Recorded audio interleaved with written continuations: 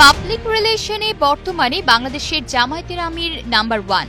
বেসরকারি টেলিভিশনের একটি টকশো অনুষ্ঠানে জামায়াত আমির শফিকুর আলমকে নিয়ে এমনটাই মন্তব্য করেছেন সাবেক সংসদ সদস্য গোলাম মাওলা রনি।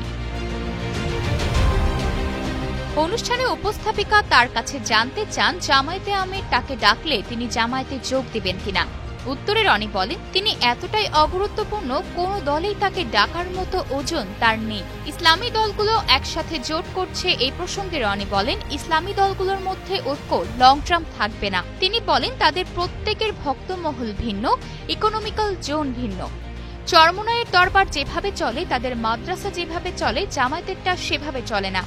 এ নিয়ে তাদের মাঝে অর্ধ শতাব্দীর বিরোধ রয়েছে উল্লেখ করে তিনি বলেন, রাজনৈতিক পরিপ্রেক্ষিতে রাজনৈতিক পদবিকে ঘিরে তাদের পুরনো বিরোধকে ধামাচাপা দিয়ে তারা যে ঐক্যবদ্ধ হওয়ার চেষ্টা করছে, এটা মূলত পুরনো বিরোধকে আরও সংঘাতের দিকে নিয়ে যাবে। রনি বলেন, এখন যেহেতু আওয়ামী লীগ নেই, একটা বিরাট শূন্যতা, পাশাপাশি বিএনপি বেশ শক্তভাবেই মাথাচাড়া দিয়ে উঠেছে। তাদের ধারণা 250টা আসনই বিএনপি ইজিলি পেয়ে যাবে। জামায়াত কিংবা অন্য কোনো ইসলামী দল যে আছে সেটা বিএনপি পাত্তাই দিচ্ছে না। এর ফলে ইসলামী দলগুলোর অভিমান ও কষ্টের কথা উল্লেখ করে তিনি বলেন, এপ্রিল অবধিও জামাতের সঙ্গে বিএনপির ভালো সম্পর্ক ছিল, তবে পিআরে একমত না হওয়ায় এখন আর সেই সম্পর্ক আগের মতো নেই।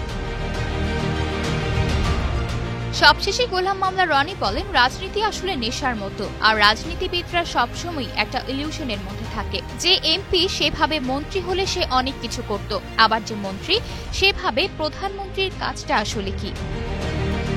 আয়েশা অর্থী, নিউজ ডেস্ক, গ্লোবাল টেলিভিশন।